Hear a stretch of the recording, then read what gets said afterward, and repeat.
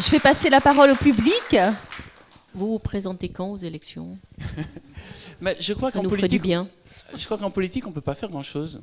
J'ai l'impression que les politiciens, c'est pas eux les vrais maîtres du monde. C'est plus eux les vrais maîtres du monde. Je crois que l'action, ça se fait ailleurs, et que l'une des manières d'agir, justement, c'est l'imagination. Ceux qui ont les idées auront, je l'espère, le pouvoir. Bah déjà, actuellement, le vrai pouvoir, c'est Google, c'est Apple, c'est...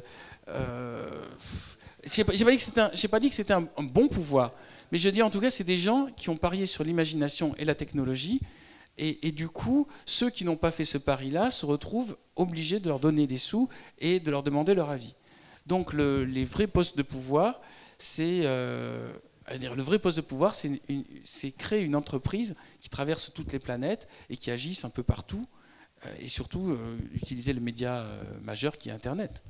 Mais président de la République, je leur souhaite bien du courage. Hein. Et celui qui trouvera cette solution, c'est le maître du monde. Celui qui trouvera quelle solution? Ça devient le maître Non, du mais monde. il n'y a aucun intérêt.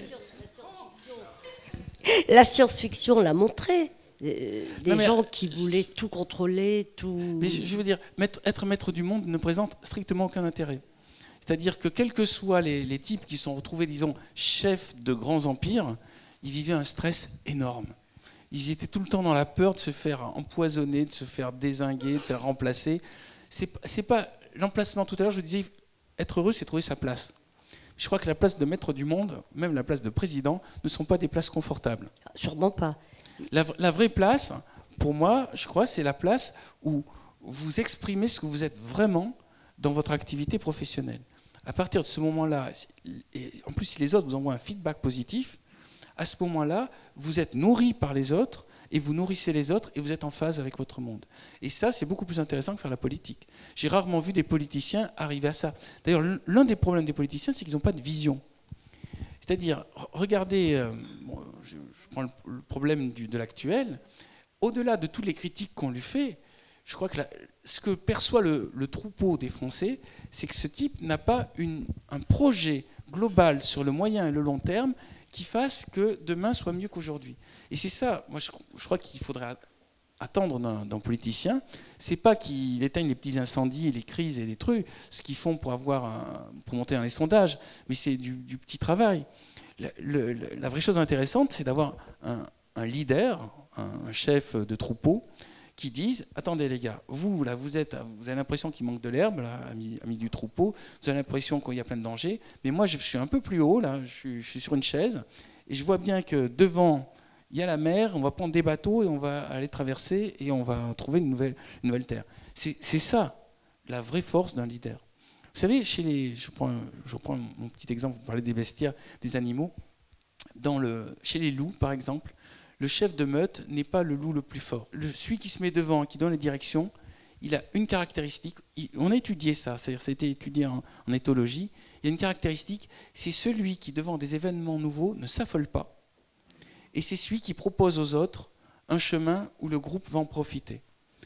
Et c'est ça que je crois qu'on attend d'un président, c'est-à-dire, toute l'agitation qui se passe, il reste stable et il doit tout le temps dire « ça ne me touche pas, ça ne me démonte pas, ça ne me remet pas en question ». Et après, il dit « faites-moi confiance, je vais vous amener dans un endroit, mais je n'ai pas un projet juste pour l'année prochaine, j'ai un projet pour vos enfants, vos petits-enfants, pour le pays global ». Et ça, à ce moment-là, il y a un respect.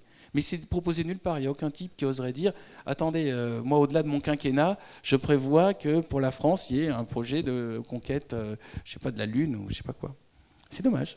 Je suis médecin et je voulais juste vous dire que les spermatozoïdes mâles ne sont pas plus feignants que les spermatozoïdes femelles. C'est qu'il y a une résistance plus grande des spermatozoïdes femelles.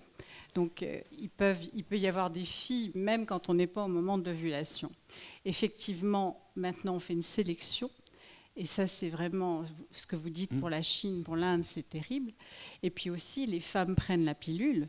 Donc, le cholestérol dont vous parliez, c'était parce qu'elles ont des mauvais estrogènes au lieu d'avoir des bons. Si la femme vivait plus longtemps que l'homme précédemment, c'est qu'elle était protégée par ses estrogènes naturels.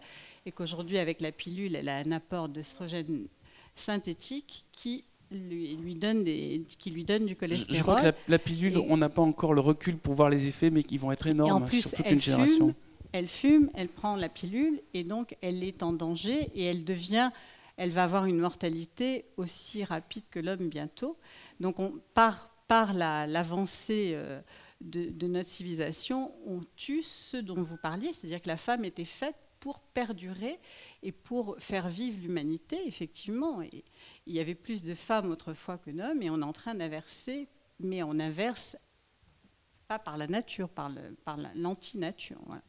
Ce que je disais par rapport à ce que vous disiez du politique New Style, du politique actuel, c'est que je pense que l'habileté du politique, c'est justement de ne pas faire cette vision idéaliste pour gérer sa carrière. Et ça dure... Alors, la chance, c'est que ça devient de plus en plus insupportable. Donc la notion noble, parce qu'en même temps on a besoin de politique en général, c'est un travail collaboratif, c'est un travail sur les bases de ce que vous avez dit tout à l'heure. Voilà. Mais le premier qui joue cette carte individuellement avec les règles du jeu classiques du politique, disons à la française par exemple, ou même en général, prend des risques. Vous êtes politicien vous-même? Pas du tout. Mais... Bientôt. Non mais tout à fait. C'est-à-dire, je vais quand même préciser, pour présenter une vision, il faut être courageux. Parce qu'on sait que les autres vont vous tomber dessus. Et pour l'instant, ce n'est pas la mode du courage. Parce qu'on est censé être en période où ça ne va pas, donc on se serre les coudes. Et normalement, les grandes idées, c'est quand ça va bien. Mais ça me semble une erreur. Il faut sortir les grandes idées même quand ça ne va pas. On a parlé de votre œuvre sous l'angle de la science, de l'imagination, de la mythologie. Mais moi, il y a une dimension que j'ai vue énormément, c'est celle du rire. D'ailleurs, vous lui consacrez un livre. Et à un moment dans votre livre, vous dites que l'avenir de l'humanité, c'est peut-être l'humour vers là. C'est peut-être par là que l'on va. Et on est peut-être dans un grand cirque, où je ne sais plus quel est le mot exact. Alors, parlez-nous du rire, parce que moi, j'ai beaucoup ri en lisant votre livre, et ce n'est pas la première fois. Alors, c'est un livre qui s'appelle « Rire du Cyclope ». En fait, je suis parti d'un truc tout bête, c'est que je me suis dit qu'il y a certaines blagues qui sont vraiment très bien écrites, et on ne connaît pas les auteurs. Donc, j'ai imaginé un personnage qui va essayer de remonter une blague pour essayer de savoir qui sont ces gens qui écrivent des blagues et qui sont anonymes. Et il va découvrir qu'il y a une société secrète qui veut le bien de l'humanité par l'humour et par les blagues, mais en même temps qu'il y a actuellement des gens qui utilisent la même force, c'est un peu comme la guerre des étoiles, la même force qui pourrait faire du bien pour faire du mal. Et en fait, c'est un hommage à la spiritualité, dans le sens spiritualité qui ne se prend pas au sérieux. Moi, je fais une petite nuance entre religion et spiritualité. La religion est une expérience collective, la spiritualité est une expérience individuelle. Et dans la spiritualité, il peut y avoir une distanciation par rapport à tout. Et cette distanciation peut s'exprimer par le rire. Mais pour moi, le pape de ce qui s'est créé en France dans le rire, c'est Rabelais, qui était un scientifique, et qui a travaillé sur le rire en tant que phénomène, et c'est lui qui a dit « le rire est le propre de l'homme », c'est quand même une idée assez forte, parce que ça définit l'homme en tant que l'unique animal capable de rire. Il y a des doutes encore sur... Le porc, on ne sait pas, mais il y a certains animaux qui font des bruits, on dirait des rires, donc les singes. Et il y a un autre type qui était vraiment surdoué en humour. Après, je ne vais pas lancer parce que ce n'est pas le thème, j'ai tellement de thèmes maintenant sur tous mes livres. Mais il y a un autre type que je vous conseille de voir parce qu'il n'a pas eu la gloire qu'il méritait dans le temps, c'est Feydeau. Feydeau est l'un des plus grands techniciens en humour. C'est-à-dire c'est un type qui a posé ça comme une horlogerie et qui a commencé à chercher les mécanismes pour faire rire les gens. Et après, tous les autres l'ont copié. Alors on a gardé les pièces des autres et puis c'est devenu, ça me semble, des gags récurrents. Et Feydeau était un génie du rire, et un type qui était très angoissé par la peur de ne pas faire rire. Et il est mort, alors vous disiez, toute vie est finie par une blague, il est mort d'une manière très, comment dire, qui pourrait ressembler à une de ses pièces. Oui, je vous raconte la mort de Feydeau. Ah bah oui. Je me suis trop avancé. Feydeau, qui était un type qui a lutté contre tout l'intelligentsia parisienne son vivant, à un moment il s'est aperçu qu'en fait il était plus attiré par les hommes que par les femmes. Donc, il a basculé vers l'homosexualité. Et alors qu'une de ses pièces était interprétée, il voit un jeune valet qu'il trouve vraiment très mignon, et il va le voir à la fin de la pièce pour le draguer, et il s'avère que ce valet était une femme. Donc il fait l'amour avec quelqu'un qui croyait être un homme, mais qui était une femme, c'est pour ça qu'on est en plein dans du fait d'eau, et il s'avère que cette femme va lui donner la syphilis et il va en mourir. Donc il aura eu le gag complet jusqu'au bout, c'est-à-dire sa propre vie termine par une situation très étrange, en tout cas. D'abord, je vous remercie parce que c'était très intéressant. Enfin, je pense que comme beaucoup de gens ici, on a apprécié, et merci encore à Anaïs. C'est vrai que quand on lit les livres de science-fiction, enfin, je ne suis pas une grande adepte, enfin, excusez-moi de reprendre ce mot-là, mais c'est vrai que les films de science-fiction sont souvent précurseurs de beaucoup de vérités, enfin, d'événements qui arrivent. Et c'est pour ça que la présentation de votre livre était très intéressante. Par contre, vous avez décrit des phénomènes à venir, nous verrons s'ils se réaliseront, mais il y a un fil conducteur qui m'a marqué parce qu'en fait, vous parlez beaucoup de la nature. Je suis tout à fait d'accord, la nature reprend toujours le dessus. Mais quelle est la place de Dieu dans votre livre? Parce que je trouve que vous avez un discours laïque, dans le sens où, oui, ça se sent, parce qu'en fait, vous dites qu'on peut parvenir à s'épanouir par soi-même sans avoir personne au-dessus de soi. Enfin, c'est assez révélateur, excusez-moi. Oh oui. Et une deuxième chose aussi, c'est que, en fait, vous cherchez à démontrer une sorte de performance, d'aller contre la nature, c'est-à-dire pas vraiment, mais de vivre très longtemps, que tout aille véritablement dans un sens parfait. Je ne prône pas ça, hein. Je dis que ça fait partie des choix. Oui, parmi les choix, mais là encore, je trouve qu'il y a un phénomène contre la nature, voulu par Dieu, le Créateur. Donc je me demande, excusez-moi, je suis un peu longue, mais c'est vrai qu'aujourd'hui, je pense être à peu près de votre génération où le bac C avait beaucoup d'importance, mais aujourd'hui on a un retournement de situation où les sciences ne sont représentées finalement que par des gens comme vous, des romanciers. Enfin, les scientifiques n'ont pas beaucoup d'aura aujourd'hui. Enfin, on cherche des ingénieurs. Enfin, la matière grise est ailleurs, mais finalement, est-ce que ça fait trois questions finalement, la place de la relation entre la nature et Dieu, et finalement, il n'y a pas un phénomène contre nature, contre la volonté du Créateur dans l'écriture.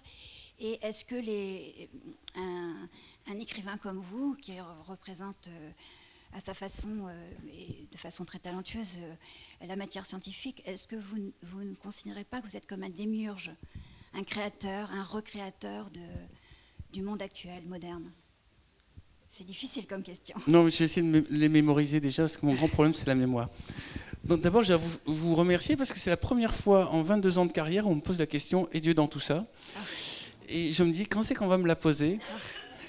Alors, j'ai commencé par la première, après vous allez peut-être devoir me répéter les deux autres. Ma position, qui est issue de beaucoup de lectures, y compris de la Bible et de tous les textes religieux, et la suivante, c'est agnostique.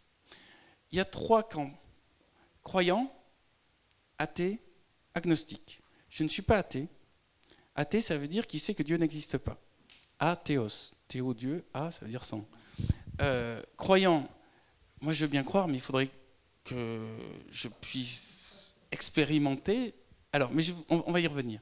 Et agnostique, ça veut dire, vu que je ne sais pas, j'essaie de savoir. Donc pour moi, ce qui me plaît dans la position agnostique, c'est que c'est dynamique. Ce qui me gêne un peu en position de croyant, c'est que dès le moment où vous savez la vérité, bon, ben on fait quoi alors? On fait maintenant, on vit la vérité, et puis... Alors, moi j'ai écrit un livre qui s'appelle « Nous les dieux », donc ça répond aussi à ça. C'est l'idée que dès le moment où on crée, on est Dieu de ce qu'on a créé. Je ne sais pas si Dieu existe, puisque je suis agnostique, mais ce que je vois, c'est qu'il y a un miracle ici qui se passe, et ce miracle, c'est un mot, ça s'appelle la vie. Le fait qu'il y ait de la vie sur Terre, c'est extraordinaire. Vu que nous, on a toujours vu de la vie, on se dit, ouais, il y a de la vie partout, c'est normal. Il faudrait que notre âme puisse visiter plein de planètes où il n'y a pas de vie, on se dirait, bon sang, il n'y en a qu'une seule en fait sur laquelle il y a de la vie. Et à ce moment-là, il y a une question, pourquoi il y a la vie ici? Alors, dans la plupart de mes livres, j'ai posé cette question, pourquoi il y a de la vie ici? Pourquoi cette vie a évolué vers l'intelligence? Et pourquoi l'intelligence a évolué vers la conscience? C'est une question que je pose en Troisième Humanité, vu que la Terre elle-même dit je suis le réceptacle de cette expérience-là. C'est le nombre de hasards qu'il faut pour que la vie apparaisse est gigantesque. Il y a de très fortes chances, et je donne dans ce livre aussi la probabilité qu'en fait il n'y ait de la vie que ici. Et là, à ce moment-là, j'ai une vraie émotion, parce que je me dis, si dans tout l'univers, tout est noir, froid, avec que de la caillasse, et par moments des étoiles, donc du feu, de la caillasse, des nuages de poussière, et il n'y a que ici qu'il se passe un truc, alors là, moi, je n'ai pas besoin de croire en Dieu. Je crois dans la vie que je vois, qui est en moi, qui me permet de vous parler actuellement, qui vous permet d'exister. Cette chose-là, j'en fais l'expérience.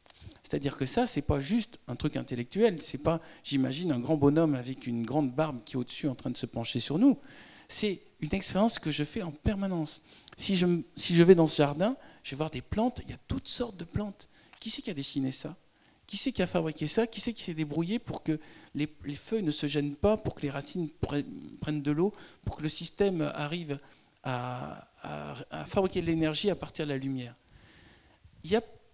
On peut dire que c'est Dieu, on peut dire que c'est la nature, on peut dire que c'est la vie, on peut dire que c'est l'empirisme. C'est quelque chose.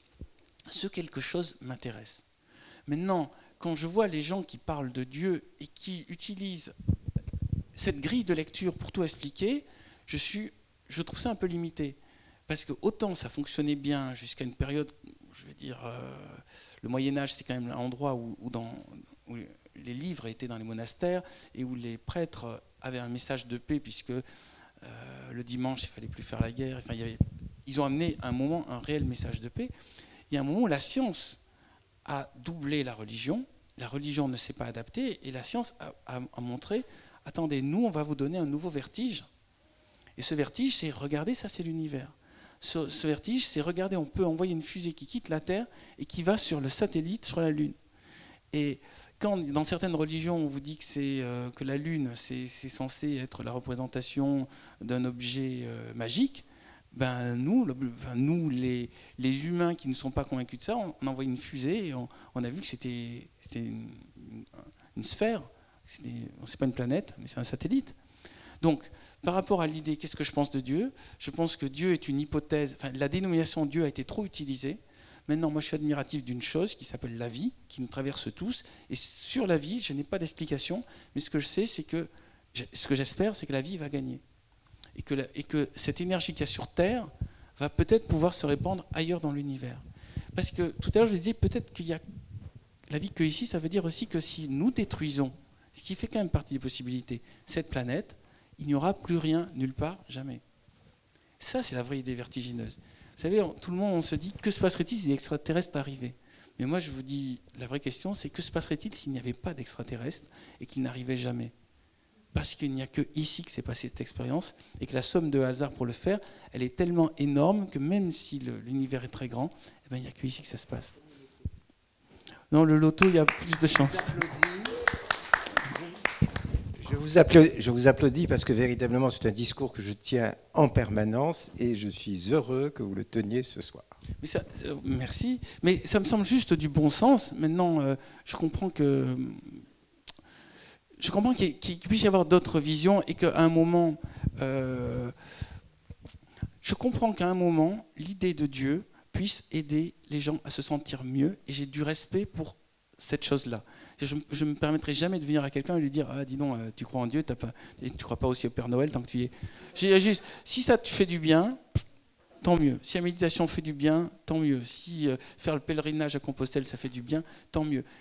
À vrai dire, chacun pense ce qu'il veut, comme il veut. Le problème, c'est quand quelqu'un dit « Tu te trompes, tu as tort, et tu dois te convertir. » Là, on rentre dans autre chose, qui est un truc ancien qui doit être dépassé.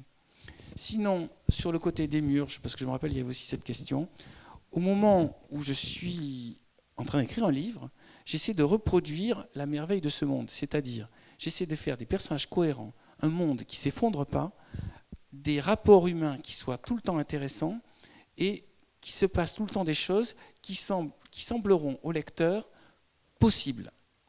Et cette chose-là, cette recherche de cohérence, c'est un énorme travail, c'est presque le principal travail. C'est-à-dire faire un monde qui ne s'effondre pas. Le premier monde que je fais, le premier monde brouillon de mon livre, est un monde qui s'effondre complètement. Alors je vais après repasser et je vais refaire un deuxième monde en tirant l'expérience du raté pour faire mieux. Et celui que vous voyez là, en fait, c'est la version 21, donc j'ai fait 21 romans, 21 brouillons de celui-ci avant que celui-ci fonctionne. Donc je ne sais pas si nous avons un Dieu, je ne sais pas si nous avons un créateur ou quelqu'un qui surveille l'ensemble du système, mais en tout cas il a fait un truc qui marche très très bien. Il y a tout le temps des coups de théâtre, il y a tout le temps des situations inattendues, il y a des couleurs. Ce monde est un spectacle, est un roman fabuleux. Donc notre travail à nous d'auteurs est d'essayer de faire aussi bien que ce que fait le créateur s'il existe, ou la vie, en tout cas, puisque nous l'expérimentons. Je posais, ça va être un peu basique, mais comment peut-on être persuadé qu'il n'y a pas de vie ailleurs? Le mot persuadé n'est pas le bon. Pour l'instant, on n'a trouvé aucune preuve, tout simplement. C'est-à-dire qu'on a des outils d'observation de l'univers qui sont de plus en plus puissants. C'est-à-dire qu'on voit vraiment très très loin. C'est tellement vertigineux que c'est difficile de transmettre ça. Mais on voit tellement loin qu'on peut se dire jusque là où on voit, pour l'instant, on n'a rien détecté. Après, on va voir encore plus loin, on va dire jusque là où on voit, on détecte toujours rien. Et puis, que nos moyens ne sont pas suffisants, parce que c'est vraiment très très loin. Enfin, ici et maintenant, oui, on n'a rien trouvé, et il y a cette possibilité vertigineuse que je vous transmettais, qui est qu'il n'y ait pas d'autre endroit où il y ait de la vie. Vous imaginez, rien que pour avoir une main, 5 doigts, c'est articulé, il y a des ongles. Vous imaginez l'ensemble d'empirisme qu'il a fallu. C'est-à-dire qu'il y avait des mains qui ne fonctionnaient pas, il y a des nageoires. À l'origine, ça, c'était une nageoire. Il y avait, regardez tous les mouvements qu'elle peut faire. Il n'y a pas de poils, c'est une respiration par les pores, avec une surface qui est plus épaisse d'un côté. C'est génial, ça. Ça, c'est de l'empirisme. C'est-à-dire que c'est les 150 000 ans de terminal de la création de l'homme qui, à force de faire un truc qui ne marche pas, a sorti ça. Mais avant, il y avait la nageoire. Avant, il y avait la cellule. C'est la cellule qui a commencé à devenir complexe. Nous sommes des merveilles. Le fait que nous soyons vivants, c'est extraordinaire. Non, Darwin, il a dit des conneries, alors il m'énerve.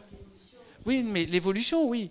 Mais, attendez, ce que je veux dire, le terme que je dis, c'est empirisme. C'est-à-dire, il devait y avoir, comme pour mon roman, une première version qui ne marchait pas bien, puis ils se sont tapés avec d'autres versions, puis il y en a d'autres versions qui ont disparu, d'autres qui ont bougé, et au final, de toutes ces noyaux cellulaires, enfin ces cellules avec un noyau, est sorti des trucs de plus en plus solides, de plus en plus adaptés à l'air, de plus en plus adaptés à tous les terrains, et ça aboutit à nous. Je ne sais plus pourquoi je vous racontais ça, mais tout ça pour dire que c'est vachement difficile à faire ça ailleurs. Alors, quand dans notre imaginaire, on imagine qu'il y a des petits bonhommes verts avec des antennes sur notre planète, c'est vrai que ça fait partie des possibilités, mais personnellement, j'y crois pas. Je crois plus à Dieu qu'aux extraterrestres, et je le regrette. Bonsoir, Bonsoir. Bernard. Que pensez-vous de cette phrase qui dit « c'est pas Dieu qui a créé les hommes, mais les hommes qui ont créé Dieu en projetant dans l'univers le meilleur d'eux-mêmes ». Ça, c'est avec madame que vous devez voir ça. Je pense qu'à un moment, l'homme ayant tellement peur de la mort, il fallait de toute manière quelque chose. Vous savez, avant qu'il y ait les religions, vous étiez là avant, donc nos ancêtres, ils étaient là avec leurs bâtons, avec leurs cailloux, et puis il y en a un qui se prenait tout d'un coup un coup de dents de lion dans la gueule, et il mourait, et puis les autres, ils le regardaient mourir, et ils se disaient « Oh putain, ça se passe mal pour lui », et puis l'autre, il crevait. Puis, à un moment, il y a dû y avoir un même qui en a vu un crever, qui s'est dit « Ah mais là, c'est moi qui suis en train de crever ». Et là, il lui fallait quelque chose. Il fallait que quelqu'un lui dise « Attends, tu as l'air de mourir, mais en fait...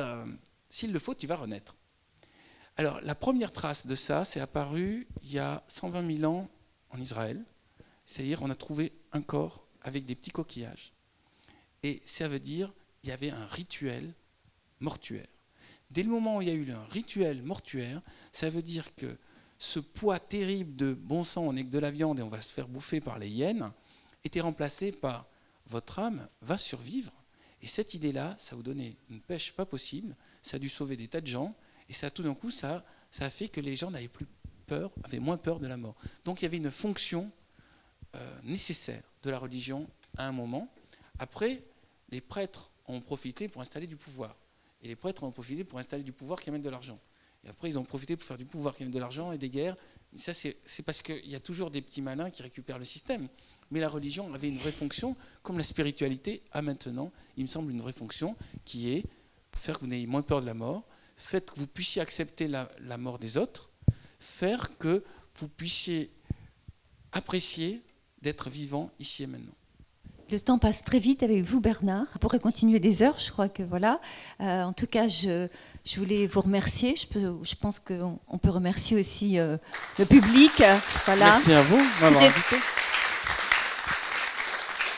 Troisième Humanité, passionnant. Tous vos bouquins sont passionnants. Ils ne sont pas tous là, mais bon, moi, je les ai tous lus. Donc voilà, je pense que c'est... je vous invite à retrouver aussi Bernard dans d'autres mondes.